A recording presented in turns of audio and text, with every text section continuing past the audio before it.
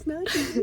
Hello, my beautiful people. Welcome to Self Growth Uncensored. My name is Emma, and I have a guest speaker today, Maggie Long. Today, we have a good topic, and we're going to talk about all about self-worth, how you can develop it, why it is so crucial to your well-being and your feminine energy, and everything across the board. So, yeah. And don't even worry, I can edit out parts too. Okay. So, why do you just talk to me? Okay, yeah.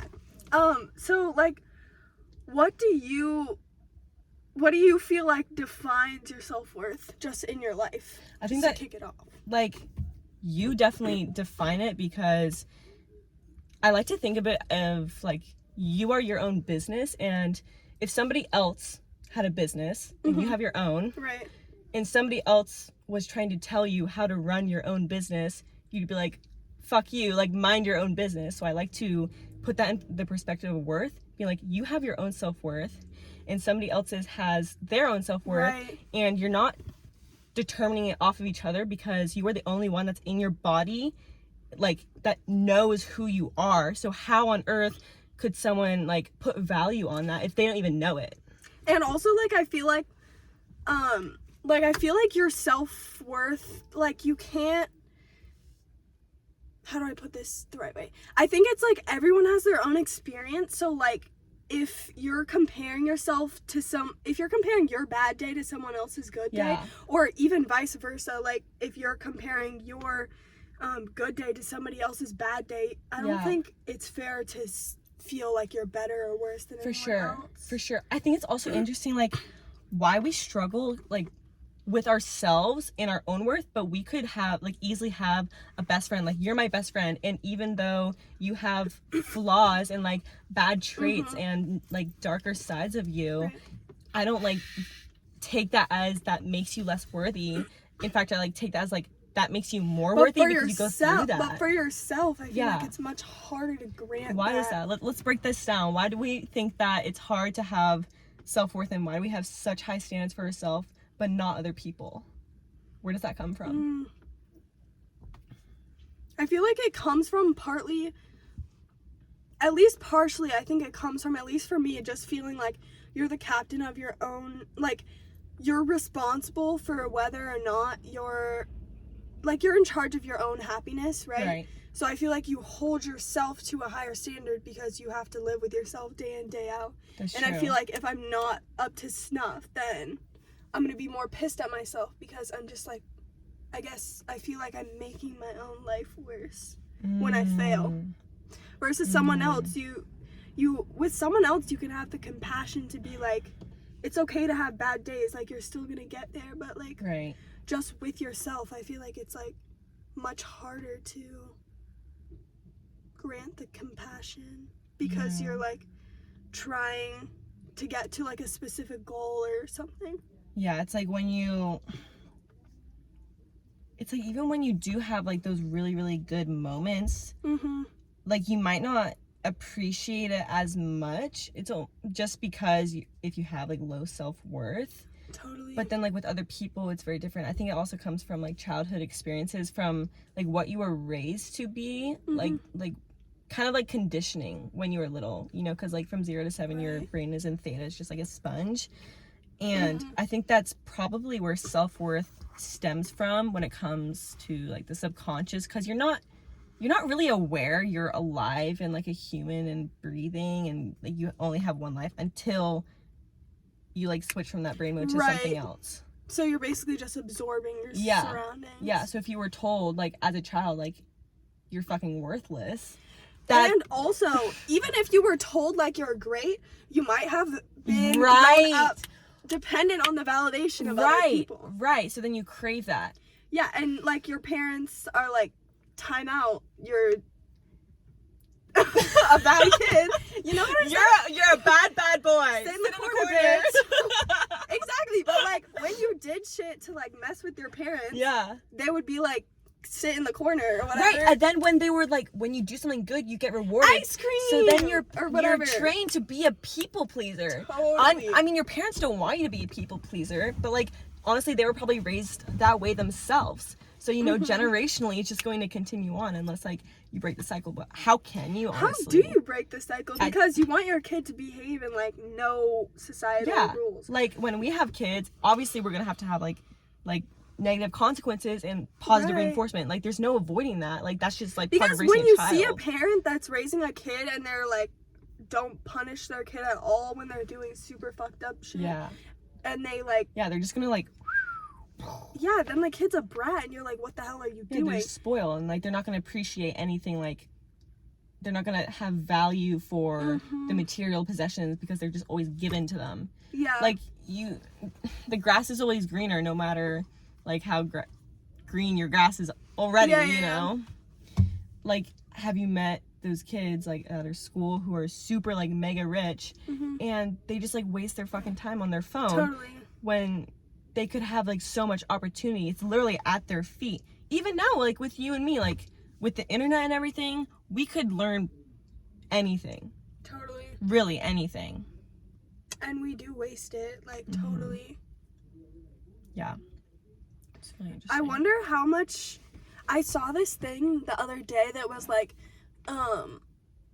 you think, like, you're raising your kid and, like, it matters so much, but actually it was, like, a study that came out that was showing that, like, you have a predisposition for, like, hundreds of traits that, like, really? You would have no matter how you're raised. I thought you were gonna say, like, there was this study, and it was, like, for parents that were literally the most healthy, supportive, their kids were actually more anxious and had higher rates of depression than those with, like, I've heard that. Suckier parents. Isn't that so interesting? It's like, all you want, like, being a parent is to make your kids happy, but, like, it's kind of scary because you're not always in control of that. I feel you can try. I mean, think of, like, your own times in your own life where you've gone through, like, a awful mental state, and, like, all your parents want for you is for you to be happy and be better, and it's not like they're bad parents or that they, like, got you to this, like, dark place, but you don't always have control as a parent. It's like it just shows and reinforces that you're in charge of your own emotions. Totally. And I think that, I don't know, I feel like parenting gets more credit than is deserved. Like, I feel like parents are often blamed for, like, downfalls in their kid, and I think that's true to a sense, especially with trauma. Like, if you have your kid in, like, a really traumatic position, but I feel like a lot of the time parents can't control that, for sure, you know? Okay, so, like, from all this, what do you feel is, like, the best way to grow your self-worth if you've gone through these experiences of, like, being conditioned to have low self-worth, and how can you, like, switch into the mindset of, like, no, like, I determine my worth and I decide that it's really fucking high? Well, I think first off is acknowledging. I think it, like, writing down, like, this is step. This is the validation I crave, or, being like, aware. This is what makes me feel like I'm not worthy. I think that's definitely the first step. And then, like, why? Like, where did that come from?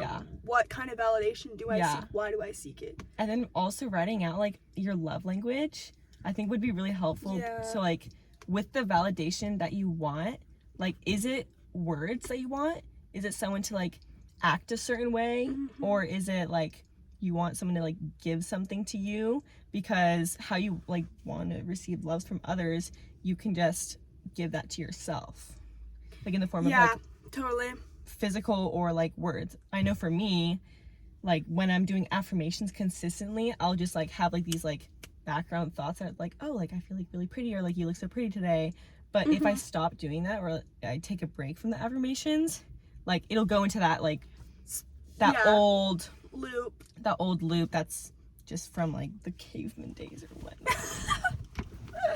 Okay, wait, how long, I have a question. How long do you think it takes, or do you think you can ever break, like, out of a cycle of negative thinking? Like, you know, like, past patterns of negative thinking, if you're really working to change that, like, it's, like, sometimes how long will it take? I'm saying sometimes it feels like even if you're feeling good for a while, you'll always fall back into like, how long do you think you can last? Yeah, or how do you think you can, like, make it last? I'm like, I've just realized recently, which is, like, sucky, but also, like, liberating. It's that we can't It's stay never happy over. forever, but that also means it's the same on the flip side. We can't stay sad forever. True. And emotions, I love to think of it as like not good or bad, literally just like different Yeah. energy levels, different vibrations, whatever you want to And call just like it. a reflection of, It's a reflection of your internal thinking. yeah, And like also your environment has a Totally. huge impact on your thoughts and emotions. yeah, Like, how on earth can you expect to be happy like internally if you are surrounded by crap friends? totally. You're like, what is it, the top, you are like a mix between like the top Yeah, the 5 people 5 you're people. around. So if you're Totally. around a bunch of judgy people who are negative, Yeah. that's gonna, like, it does not matter how strong your mindset is, it will succumb to your environment Yeah. eventually.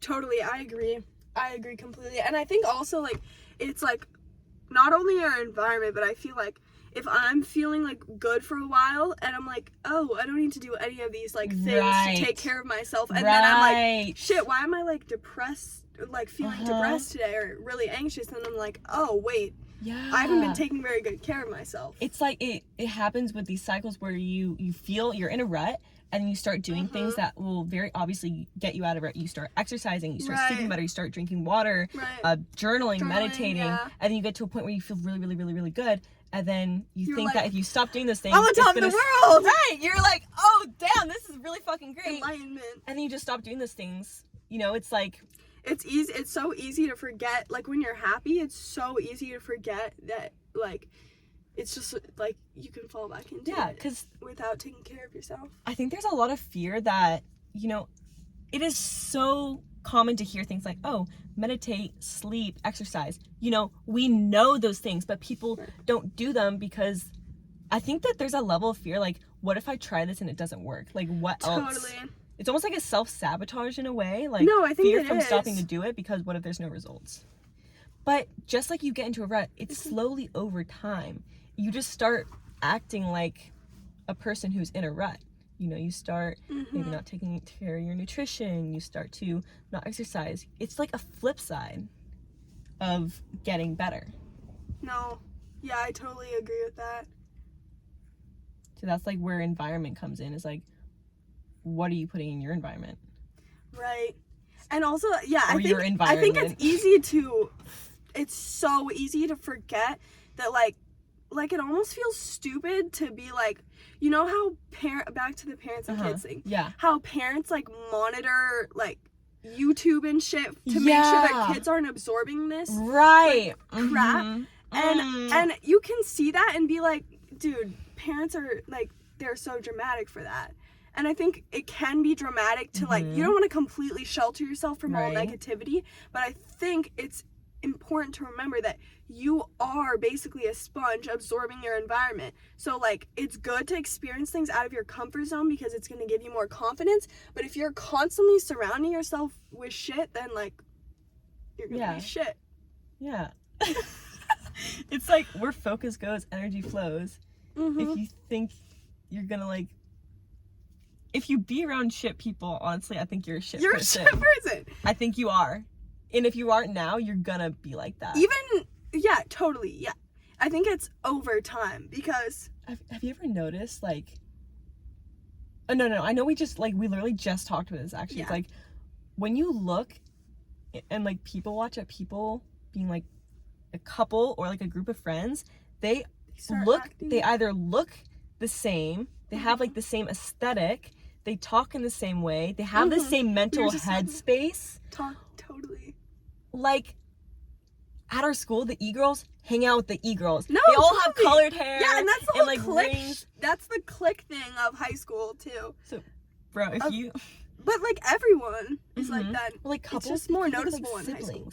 And also, like, have you ever noticed someone like starts dating someone or becomes closer friends with someone? Like they'll slowly morph to be more and more like that person. Yeah. That they spend a lot of time around. For sure. And then when people like become different, I think especially energetically and mentally, it's like that just naturally splits you apart. I don't feel like you can exist with another person happily if you guys aren't in the same mental headspace or like at least the same direction.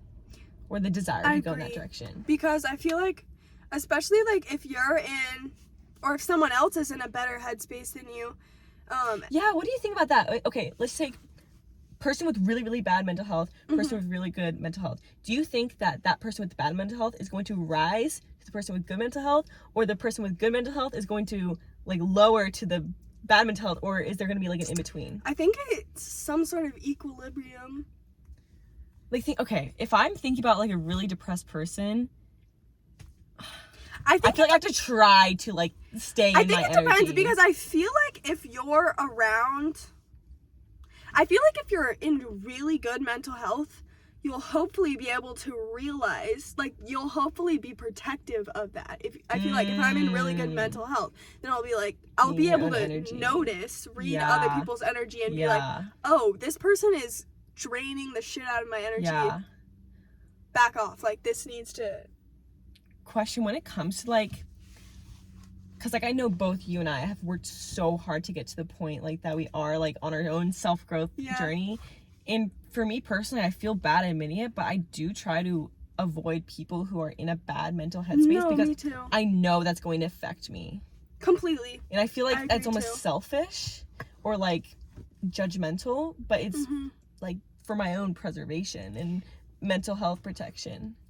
Yeah, I agree with that, and I think that's also like, how do you feel about, like, it's really hard. I feel like it's the hardest when you realize that people close to you, like, if you were in a bad place and you have all these close friends that you realize are kind of in a bad place as well when you get out of that bad place. Yeah, it's like you rise and now you can see objectively. How do you deal with that? Like, do you just cut out people you've known for years, or do you try to help them, or do you I don't know. I want to say that you leave, but honestly, a lot of the time it's not realistic. Yeah. And it's not like that person is going to be in that place forever, and it's not like that's their entire identity and being. We all have good and bad in us. Totally. So I think that you have to reflect on an individual relationship and be like full force, are they building me up, are they filling my cup, or are they draining it? Like, how do I feel after I hang out with them just one-on-one? Yeah, I think, do I feel like I'm taking care of them? Right. And if you do, that's okay, but as long as you feel like you're also being taken care of. Yeah, like you're okay. Yeah, like that's not totally selfish. agree. That's like really important. And in friendships. Yeah, I think friendships, like in the past, I think we've both experienced being valued.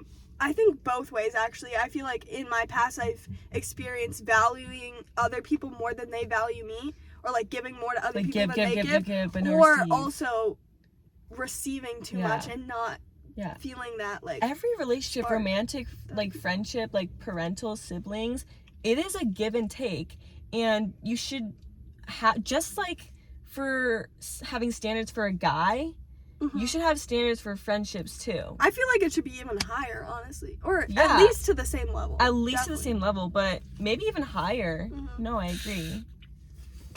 Because I feel like friendships are like really, I mean, relationships are also extremely close bonds, but I want to talk about convenience friends. How do you feel about that? Do you think like okay, so we all have those relationships, especially in high school and like junior high or anything below high school. There's convenience friends, just people in your class. I'm sure in college too. But then there's those very few people that you genuinely have a deep connection with, and if they like lived in another state, you'd still want to reach out to them. So versus people like if you left, you would never look back. Or how much energy and time do you think convenience friends should get? That's a hard one. I think I don't know. I feel like it's easy to say you should never have convenience friends, but it's hard when you're like at lunch and everyone's fake and like you're exposing us right here. Okay, it's hard. This is a hypothetical situation. When everyone in your group is fake at lunch, it's easy to say that you should just fucking cut them off, walk away, never look back. But then it's also really hard to just be alone. I know, but I hear people say that online, like other influencers, like just to like cut them off, like But you have to be realistic sometimes. Like, honestly, convenience friends, I think deep down, are just there for a prevention of your own loneliness. Because deep down, you don't want to be left alone and outcasted. I feel like that's a problem. Like, it is a problem. It definitely is. Like, I feel like I should work on, why do I care if other people perceive me as being lonely? Because I know I'm not lonely and I'm good on my own. No, I'm talking about, like, people that genuinely, like, they will feel lonely. Oh, yeah. Like, not, like, perception. Like, they will feel lonely. Okay, yeah. But that's, like, a whole nother topic. Yeah. I don't feel like that's me. I don't think that's you. I wanted to, like, wait. We can bring a little, like, astrology into this, too. Mm-hmm. So, we're both learning a lot about our signs right now, and our just whole charts. Yeah, basically, what was the one that was, like, social? Was that Venus? I think it's Mars. No, Mars is, like, the action and the physical and the sexual energy. No, that's Venus. Venus is, like, the social and the... Yeah, I think it's Venus. Okay. Because my Venus is in, Cancer? Oh, wait, no. Is it Moon? No, that's your internal perception. I know, I'm just saying, like, Libra. Mine... Yeah, what was yours? Or was it ascending? Or is it ascending? Which one is responsible for... No, like, which that's planet... the max. Okay, quick explanation. Okay, so in your birth chart, you know, you're born at a specific time, specific day, blah, blah, blah, blah. There's certain degrees of, like, the planets when you're born. So you can go to a birth chart and basically different planets represent different aspects of yourself. So it could be like how you communicate, how other people, like how you show up and how those people perceive you, and then like how you actually are deep down, and it has a whole bunch of stuff. Anyway, wait, are you saying how you communicate? Which one were you? No, that's Mercury. Yeah, how you communicate. Which one is Venus is how you love. Right, Venus is the love. Which one is like Mars? Wait, no. Wait. Check out Scorpio? I mean, no, wait, no. Bro. Okay. Jupiter? I don't know. One I of them. swear, go to the moon. Go to the moon one. I think that was moon, emotions, mood, and feelings. Okay, anyway, it doesn't really matter. We can get into that in another video. We'll talk about that later. But with the planet that we don't know that is representative of socialness, I'm in Libra, and she's in something else. Okay? Anyway, my point is, with Libra, it's all about balance, like social and balance. So as much as I don't like it, I do need people around me in my life. So in order for me to feel fulfilled and good. Don't get me wrong, I am totally okay with spending alone time by myself, and I've worked really, really hard to get to that point. Yeah. But I don't think I'm going to get much farther than I already am, because that literally does not make me happy, no matter how much. Totally.